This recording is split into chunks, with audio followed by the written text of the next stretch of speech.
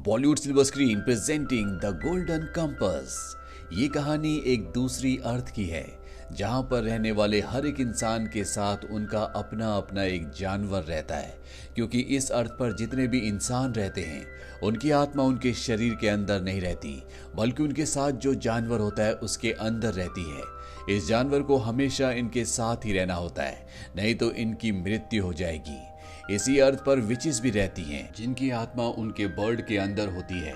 इनके बर्ड इनसे दूर भी जा सकते हैं, बस एक ही बात का इन्हें ध्यान रखना होता है कि इनका बर्ड हर हालत में जिंदा रहे, क्योंकि अगर बर्ड मारा गया तो इनकी भी मौत हो जाएगी।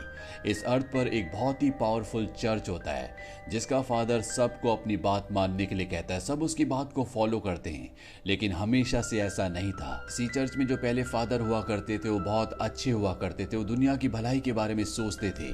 उन्होंने एक ऐसी कंपास बनाई थी जिससे कोई भी इंसान अपने पास्ट और फ्यूचर को देख सकता था।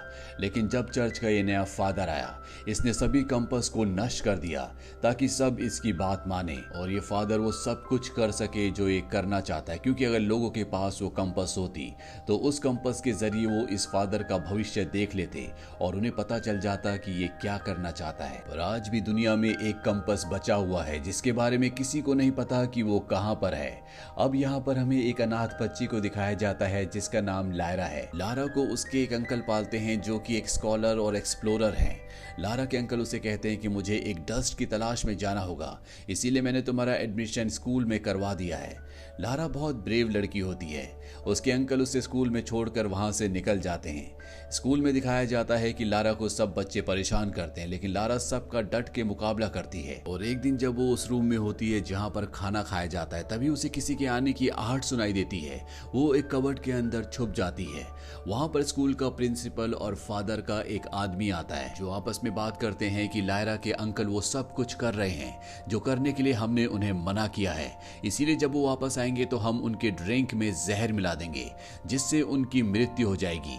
लायरा ये सब कुछ सुन लेती है और जब उसके अंकल लौटकर वापस आते हैं और उनकी ड्रिंक में जहर मिलाया जाता है, तो लायरा अपने अंकल का गिलास नीचे गिरा देती है, जिससे गिलास टूट जाता है।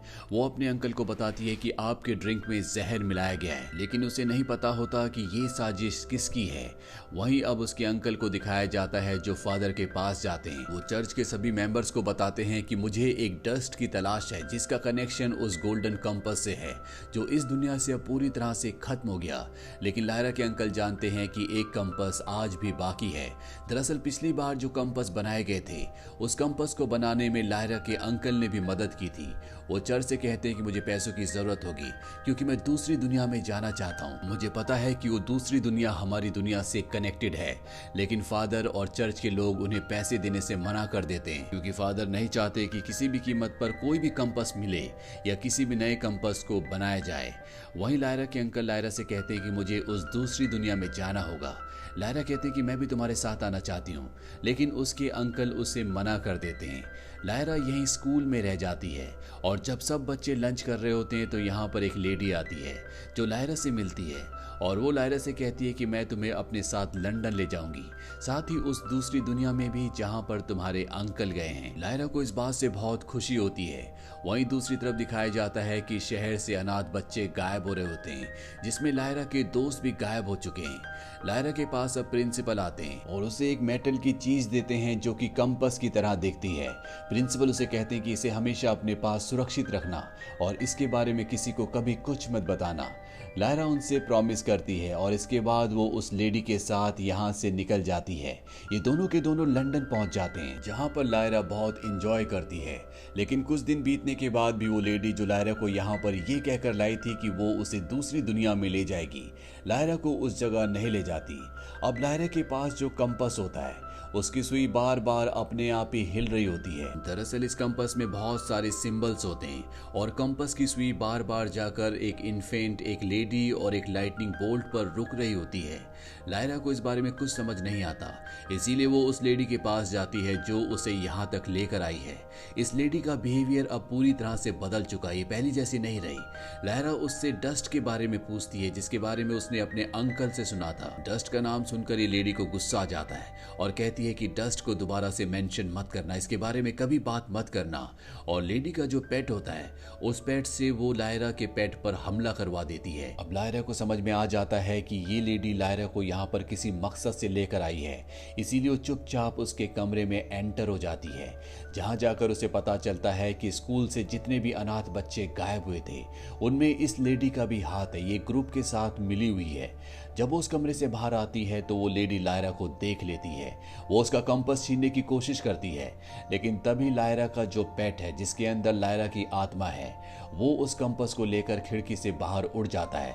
लायरा भी वहां से भाग जाती है, पर तभी उस लेडी के लोग लायरा को पकड़ लेते हैं, पर इससे पहले कि वो उसे अपने साथ ले जाते यहाँ पर एक लेडी आती है जो लायरा को बचा लेती है। दरअसल ये लायरा के दोस्त बिली की मदर है। बिली की मदर लायरा को बताती है कि जिप्सन किंग की एक शिप उस तरफ जा रही है जहाँ पर बच्चों को किडनैप करके ले जाया गया है, वहाँ पर तुम्हारे अंकल भी है। लायरा भी उनके साथ जाना चाहती है। अब शिप में जहाँ पर बहुत सारे लोग बैठे होते हैं, लायरा अपना कंपास उन्हें दिखाती है। उन्हीं में से एक आदमी बोलता है कि इस कंपास की भाषा को कोई नहीं पढ़ सकता। लायरा कहती है लेकिन मैं इसकी भाषा को पढ़ सकती हूँ, और सुई बार बार जिन सिंबल्स पर जा रही होती है उससे लायरा ये पता लगा लेती है कि उन बच्चों को किडनैप करके कहाँ पर रखा गया है। अब रात को जब लायरा अकेली होती है तो उसके पास एक विच आती है। वो लायरा को बताती है कि सब बच्चों को किडनैप इसलिए किया गया है क्योंकि उनके ऊपर एक्सपेरिमेंट्स हो रहे हैं। कुछ लोग ये जानना चाहते हैं कि बच्चे अपने पेट्स के बिना रह सकते हैं कि नहीं। यही शिप में लायरा की मुलाकात एक एस्ट्रोनॉट से होती है। वो लायरा को एक बेयर से मिलाता है जो उसी के साथ शिप में है। वो बेयर इंसानों की तरह बोल सकता है। लायरा देखकर पूरी तरह से हैरान हो जाती है। वो बेयर बताता है कि न सिर्फ मैं बोल सकता हूँ बल्कि कभी मेरा एक सूट भी हुआ करता था, एक योद्धा का सूट, पर अब वो सूट मेरे पास नहीं रहा। लायरा कहती है कि मैं इस कंपास से पता लगा सकती हूँ कि तुम्हारा सूट कहाँ पर है, और वो उसे पता करके बता देती है, यानी कि वो उसका सूट उसे दिला देती है, जिसे पहनने के बाद बेयर बहुत ज्यादा ताकतवर हो जाता है और बहुत खुश भी होता है, और लायरा से कहता है कि मैं तुम्हारा यह एहसान कभी नहीं भूलूंगा। अब ये सब उस जगह तक पहुंच जाते हैं जहां पर बच्चों को किडनैप करके रखा गया होता है। इन्हें पता चलता है कि ये सब चर्च का फादर करवा रहा है, पर लायरा का कंपास एक बच्चे की तरफ पॉइंट कर रहा होता है, इसीलिए वो आर्मर वाले बेयर के साथ उस तरफ चल पड़ती है। और जब वो उस जगह पहुंचती है तो वो देखती है कि वहां पर उसका दोस्त बिली है, जिसकी हालत बहुत ज्यादा खराब है क्योंकि उसे उसके डीमन से, यानी कि उसके पेट से एक एक्सपेरिमेंट के थ्रू अलग कर दिया होता है। यहाँ से लायरा अपने दोस्त बिली को वापस शिप में ले आती है, जहाँ पर बिली अपनी मॉम से मिलकर बहुत खुश होता है, पर तभी इन पर अटैक होता है और कुछ लोग लायरा को किडनैप करके अपने साथ ले जाते हैं। वो लायरा को उस जगह ले जाते हैं जहाँ पर बेयर्स की सल्तनत है। जिस बेयर का आर्मर यानी कि कवच उसने वापस दिलाया था, वो बेयर भी कभी यही रहा करता था, लेकिन जब उसका आर्मर खो गया तो उसे यहाँ से निकाल दिया गया था। अब लायरा को बेयर्स के राजा के पास ले जाया जाता है, जहाँ पर लायरा उसे कहती है कि मैं उस बेयर की पेट हूँ जिस बेयर को यहाँ से निकाल दिया गया था। दरअसल लायरा को पता होता है कि बेयर्स का कोई भी पेट यानी कि कोई भी डीमन नहीं होता। साथ ही वो किंग बेयर को कहती है कि वो तुम्हारे बारे में बहुत बातें करता है। वो कहता है कि तुम बुज़दिल हो, तुम्हें उससे 1-on-1 यानी कि अकेले में फाइट करनी चाहिए, और किंग बेयर इसके लिए तैयार हो जाता है। और अब लायरा का दोस्त जिसे उसने आर्मर वापस दिलाया था, वो बेयर भी यहाँ पर आ जाता है। दरअसल ये बेयर यहाँ का प्रिंस था, लेकिन इसे यहाँ से निकाल दिया गया था। यही राजा बनना डिजर्व करता है, और अब इन दोनों के बीच में फाइट होती है और वो किंग बेयर को बुरी तरह से हरा देता है, जिसके बाद वो यहाँ का किंग बन जाता है। इसके बाद वो लायरा से कहता है कि अब वक्त आ चुका है जब हमें दूसरी दुनिया में जाना चाहिए, जहाँ पर लायरा के अंकल भी गए हैं। लायरा और ये बेयर दोनों उस तरफ निकल पड़ते हैं, लेकिन रास्ते में एक बर्फीला ब्रिज आता है जो कि बहुत ही पतला होता है। बेयर लायरा से कहता है कि पहले तुम जाओ, तुम्हारे पीछे मैं आता हूँ, और लायरा धीरे धीरे आगे बढ़ना शुरू करती है। पीछे से ब्रिज टूटना शुरू हो जाता है। लायरा दूसरी तरफ तो पहुंच जाती है, लेकिन ब्रिज बीच में से टूट चुका है। इसीलिए बेयर उसे कहता है कि मैं जिप्शियन के राजा के पास जाता हूं ताकि हम सब तुम्हारी मदद कर सकें, और बेयर यहां से जिप्शियन के राजा के पास मदद के लिए निकल पड़ता है। वहीं जब बहुत देर तक बेयर वापस नहीं आता तो लायरा खुद ही आगे बढ़ जाती है और वो उस जगह पहुंच जाती है जहां पर बच्चों के ऊपर एक्सपेरिमेंट्स हो रहे हैं। यहाँ पर लायरा को भी पकड़ लिया जाता है और लायरा को अब अंदर ले जाया जाता है। किसी को नहीं पता कि लायरा खुद जानबूझकर यहाँ पर आई है। लायरा को उस जगह ले जाया जाता है जहाँ पर सारे बच्चे लंच कर रहे होते हैं। यहाँ पर लायरा का एक दोस्त भी होता है जो लायरा को पहचान लेता है, लेकिन जब वो उसकी तरफ बढ़ रहा होता है तो लायरा आंखों के इशारों से उसे समझा देती है कि वो उसे ना पहचाने। वो बच्चा वहीं पर रुक जाता है। लायरा उसे अपना पूरा प्लान समझाती है। लायरा को पकड़कर अब एक मशीन के अंदर डाल दिया जाता है जहां पर उसके ऊपर एक्सपेरिमेंट करके, सर्जरी करके उसके पेट को यानी कि डीमन को उसके शरीर से अलग किया जाएगा। पर तभी यहाँ पर वो लेडी आ जाती है जो लायरा को स्कूल से लंदन ले गई थी। वो उन सबको ऐसा करने से रोकती है। अब जब लायरा को होश आता है तो वो उसी लेडी के कमरे में होती है जो लायरा से बहुत प्यार से बात कर रही होती है। वो लायरा से कहती है कि मैं तुम्हारी मॉम हूँ, तुम्हें मुझसे डरने की जरूरत नहीं है, बस मुझे वो कंपास दे दो। लेकिन लायरा उसे कंपास नहीं देना चाहती। यहाँ पर लायरा को एहसास होता है कि जिन्हें आज तक वो अपना अंकल समझ रही थी, जिन्होंने बचपन से उसे पाला है, वो उसके पिता है। लायरा इस लेडी को एक बॉक्स देती है जो कंपास की शेप का होता है। इस लेडी को लगता है कि इसके अंदर कंपास है, लेकिन जब वो उसे खोलती है तो उसके अंदर एक स्पाई फ्लाई होती है जो लेडी को डंक मारकर अनकॉन्शियस कर देती है।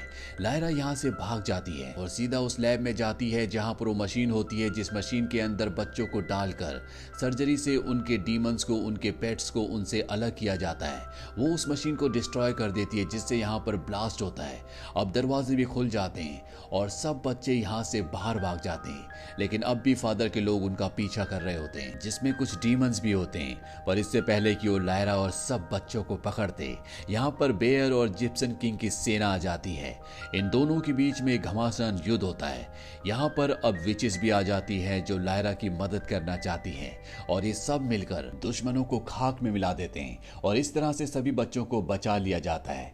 लेकिन लायरा अपने अंकल तक पहुंचना चाहती है, इसीलिए वो अपने कुछ साथियों के साथ यहाँ से आगे बढ़ जाती है। यहीं पर जो विचेस की क्वीन होती है वो कहती है कि लायरा ही वो लड़की है जिसे कंपास ने खुद चुना है और वही एक दिन फादर को हराकर इस दुनिया में अमन और शांति लेकर आएगी। इसी के साथ ये फिल्म, ये कहानी यहीं पर खत्म हो जाती है। ये फिल्म ईयर 2007 में रिलीज हुई थी। IMDb पर इसकी रेटिंग है 6.1। इस फिल्म का बजट था $180 मिलियन और बॉक्स ऑफिस पर इसने कमाई की थी $373 मिलियन की। उम्मीद करते हैं कि ये कहानी आपको पसंद आई होगी।